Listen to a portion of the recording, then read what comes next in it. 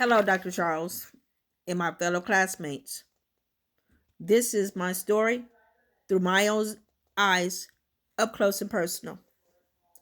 As you see, Dr. Charles, it's kind of like a flow chart. So under birth, you see 1967. That is when the world changed. Then, as you go down, you see blocks with my name spelled out. Tika was born October 4th, 1967. And I want you to know that that is my holiday. I don't care about no other holidays. But when my birthday month comes, the whole month of October, that's my holiday. So as we move down, you see a box with two circles. That's representing an incubator. Incubator because I was born prematurely. A pound and a half. The doctors told my parents they didn't know if I was going to make it. Moving on, within that process, it was discovered that I had cerebral palsy. But let me go back up to the incubator. Back to when the doctors told my parents they didn't know if I was going to make it. So let me say parent, my mother. They had to find my father. He was in the military. He was in the United States Marine Corps. So that's why you see the next thing after the ribbon representing my disability is the Marine Corps symbol. Anyway, my father was in the Marine Corps. So they had to find him. And they just don't let you go in the military. So it was between him and some other person, and they let him go because they told them that they didn't know if his child was going to make it through the night. And I'm 55 years old, and obviously God had another plan because I'm still here today. Moving on.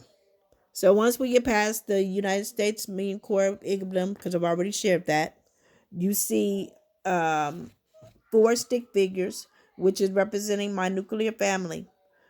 For the first one, you see a LAPD symbol and a SWAT symbol. That was because my father, after the military, went into the police department and he retired as a policeman. So from LAPD, he moved up the ranks. You see SWAT because he was also in SWAT. And oftentimes, when I had show and tell, I'd want my father to come and do a little speech during career day. I guess not show and tell, forgive me. And everybody would be all excited, and they would ask for his autograph. And then my classmates would ask me, "Why don't you have his autograph? Why don't you want his autograph? What do I need his autograph for? I see him every day." Moving on, going back to SWAT. Whenever SWAT would come on TV, I'll be right there front and center because I knew that's what my dad did in real life. Moving on to the next stick figure, where it's representing my mother. I have CP there because that's representing me as her child having cerebral palsy. I forgot to share up at the top of my father, I have CP representing me as his daughter, and I have a little symbol representing inclusion. So I also have those same figures, the inclusion and the CP under my mother, because they might have not thought it was inclusion, but even though I had a disability, it was never talked about, ever. It was already understood that I had a disability or something was wrong with me when they took me to have my surgeries or when they took me to physical therapy. And even then, it wasn't talked about. It was, we go into your appointments. But with that being said, they treated me like that. I did everything like my sister. And whenever my sister had things or when my mother signed her for things, she signed me up as well and bought me the outfits or whatever I needed, even if I was just sitting there. Moving forward. Then there's my sister, is the third figure. I put the inclusion SCP symbol next to her name because she was younger and she just did what everybody else did, include me, and didn't look at me any different, even though we know I had a disability. Then the last figure is me representing I have a disability. Then you see the happy face, then you see the sad face, then you see question marks, and then you see a stick figure with a suitcase and a house underneath. So yes, I was a person with a disability, but I got the heck up out of there. Now, in my parents' eyes, I ran away. But in the law as I've learned lately, when I tell my story, when I would say I run away, it was brought to my attention you were 18 years old. So your parents, you ran away, but in the sight of the law, you just left home. Anyway, so what happened was I was like a day before my birthday, you know, I checked myself out of school and then, did something I had no business doing. And my father caught me like, something you would see in a movie. You would have to read my book because I'm not going to tell you the rest of the story. But anyway, moving on. The next column is different buildings representing my education. So the top one represents Shoemaker, represents the first special school I went to, which was a school for people with disabilities. Happy face there because, I didn't know nothing else. The next school I went to was Celery, also a special school for people with disabilities. Then the next box, it says AA. That was Annalee Avenue School in Carson. As you see, things began to change. An unhappy face and question marks. Oh my God, I forgot to tell you guys. Up at the top, it's kind of shaded with blue. That represents a wave in my life. Because when I tell my story, I feel there was always ups and downs. So my metaphor is a wave. But anyway, going back to my story now. So I'm at Annalee. It was a public school. The reason why I got there is because when I was in a special school in third grade, they told me that I was going to be mainstreamed. I didn't know what the heck that was. All I knew is I just had to do what my parents told me to do. My parents were very strict. I'll talk about that later. Anyway, I just did what my parents told me to do. So then we go check in Adelaide's school, and that's when my whole world changed. I want to call it hell sometimes because that is when my life changed. I was bullied every single day when I went to school. And because in my household, you only can be seen and not heard. And you stay in out of people's business. And when grown-ups come, you go sit down somewhere. So we never had that where I felt that I could come home and tell them things like that or have that discussion. So I never told them what was happening. I just came home, did my homework, took my bath, did my chores like nothing ever happened, and had to wake up and do it all over again. Then moving on, went to a private school. Same thing happened. Still didn't tell my parents. I didn't feel I could tell them. Oh, let me back up. When I was in Adelaide in um, fifth grade, yes, I was teased, like I said, it continued. But this time I was threatened. My teacher made me tell why I was crying and what happened. So she told the student that she was gonna call his father. He threatened to beat me up, and I walked home with my friend, and she told me don't worry about it. When I walked home, my father just happened to be there, which was not something regular. And my father said this to me, and this is what drives me even today. This was the first time and the last time that we literally talked about me being disabled. And he said to me, "You are different. I'm sorry that you had to go through that today, but you're different.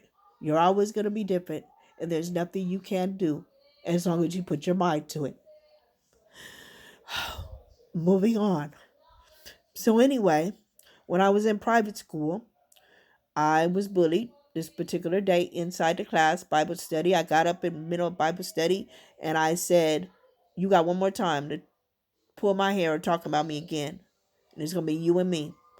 I don't know where the confidence came, but it just came. So anyway, she did it again. I stood up. I said, "It's gonna be you and me." So we, after school, we went around somewhere far away where the teachers wouldn't see us, and there was a fight. She wouldn't hit me back. I kept hitting her. Kept hitting her. I said, "Why you not hitting me back?" She was like, "I'm not gonna hit you because you're disabled. You didn't care about me being disabled when I was in the class and you was pulling my hair. So let's handle our business." So I kept hitting her, kept hitting her. She didn't hit me back. Then I hit her one more time and she threw me to the ground. I was on the ground. I was hurt. My posse wanted to step in and beat her up. I was controlling, directing the movie from the floor. "No, I got this." I got up, and then she said she wasn't going to fight me anymore. But it took guts, knowing that she could have kicked my behind, but I stood toe to toe, and we became the best friends after that.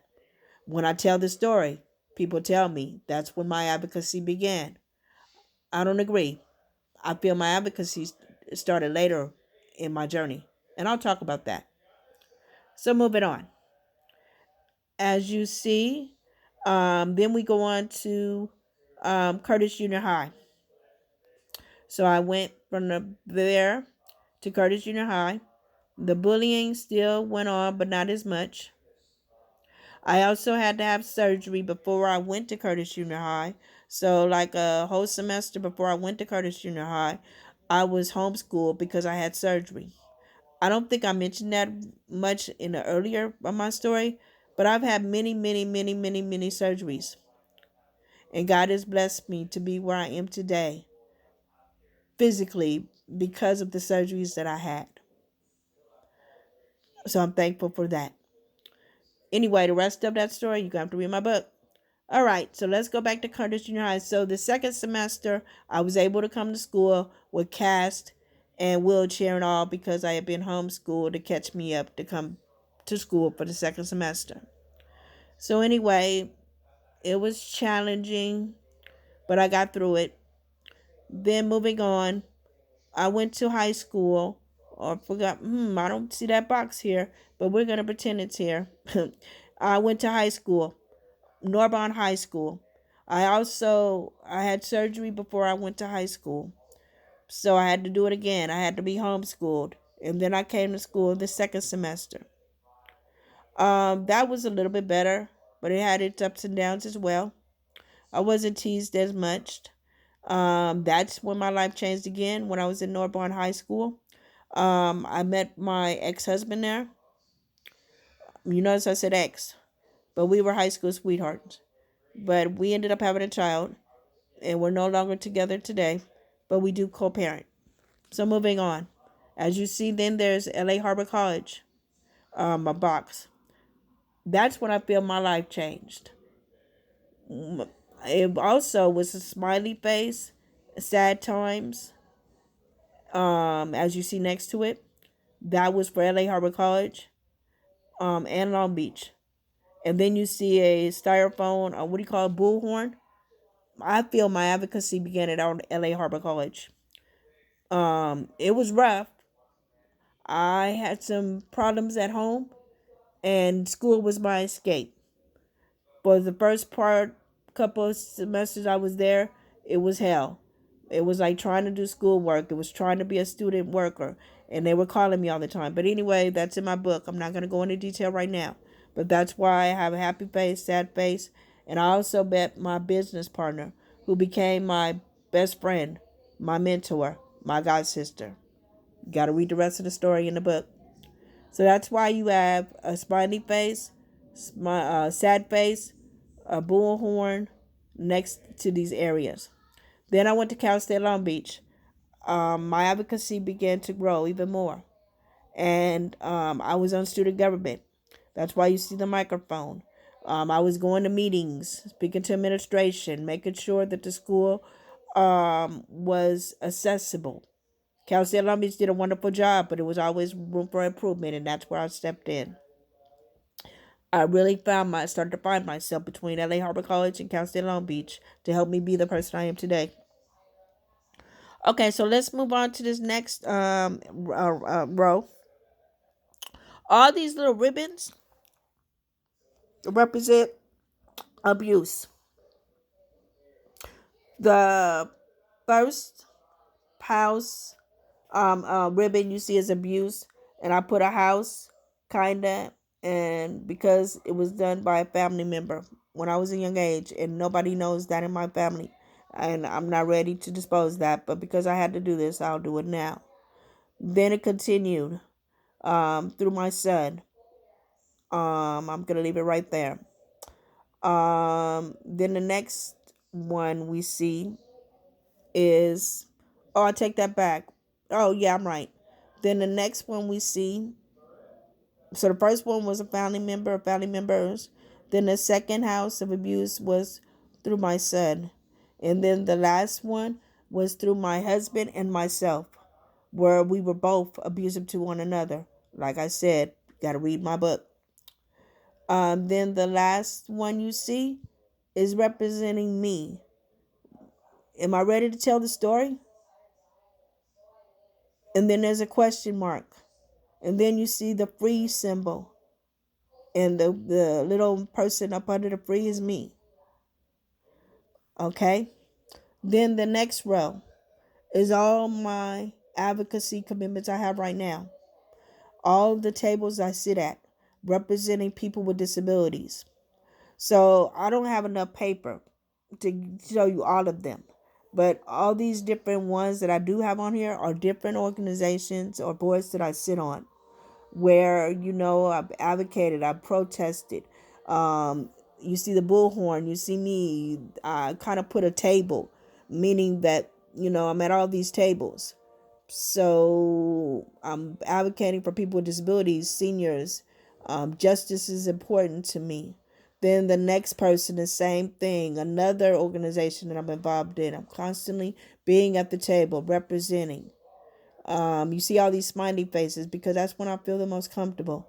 Then the next figure you see, I'm in a Zoom meeting. Still another organization that I'm a part of, representing, being a voice at the table. So whether I'm there physically, whether I'm be there on Zoom.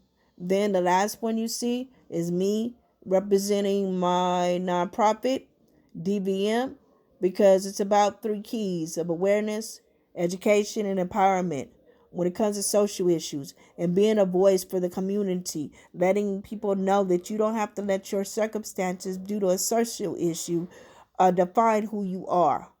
So that's representing the Divine Victory Ministries nonprofit that I'm a part of. The next row you see here with my business partner. Her name is Vicky. Also, let me go back. When I was talking about LA Harbor College, my business partner, I think I did say that. Never mind. I'm just trying to get this done. Okay, so let's go back to the row before the last, where you see a building. It says Long Beach City. Well, this is my political journey. I was a commissioner for 8 years for Citizens Advisory Commission on Disabilities. My time as a member, I also became a vice chair and a chair.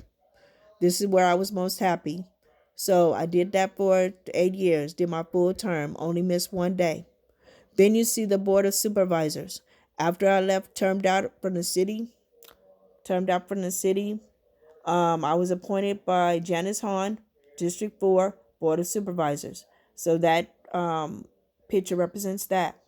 Then moving forward, the next you see Sacramento, capital, because my dream or my desire is to run for Senate. I'm already a public servant, but I look at that as the local level. That's like kindergarten or junior high. But when I become Senate or Assembly, hey, I'm going to be in high school. And when it comes to the political world. And I used to say I want to run for Congress, but we'll see what happens. But for now, we'll just stop it right there. And then the last one is representing microphones, because I want to take my speaking that I've already been doing to another level. I speak all the time, but right now I've been speaking for pro bono for free. And last year, on January 1st, I said I'm going to still do that, but I'm going to walk on by faith and start asking for a fee. So I want to build my speaking platform.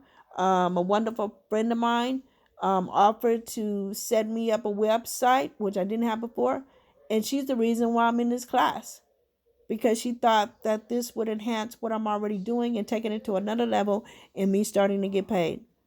So that's it, everyone. Peace. I'm out. Deke the Change Agent.